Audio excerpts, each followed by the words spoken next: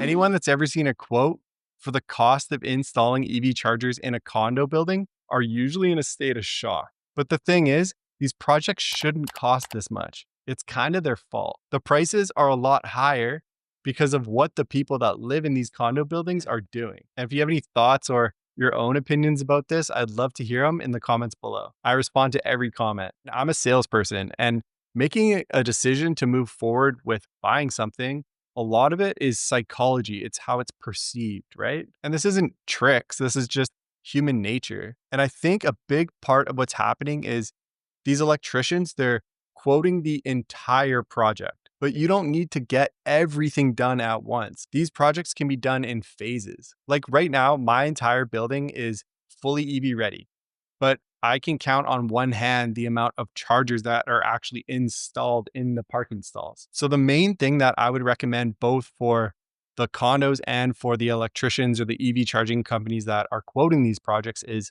just break it up. Let's split these quotes up so that instead of, quote coming through and, seeing, oh, $1 million or like 700 grand, and then that's the number that's relayed to the building, then of course they're like, no way, we're not paying that much money for it.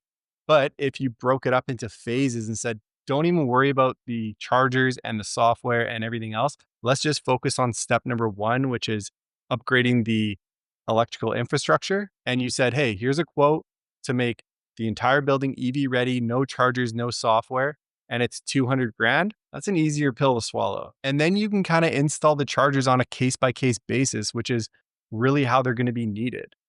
Somebody that lives in the building buys an EV, they call the Strata council and they say, hey, I have an electric car now. Can I install an EV charger? Then the council will say, yeah, definitely. Here's a list of the chargers that are approved that work with our system.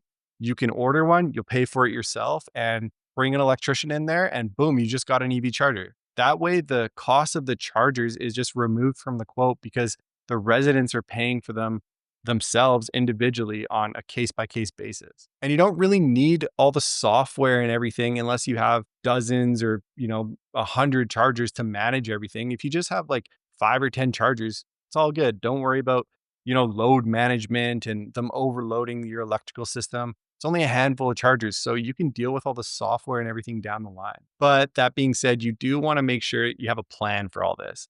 Like, you can't just kind of hope that all the pieces are going to fit together. You want to make sure that every part can work together. You have enough electrical for the chargers that you want.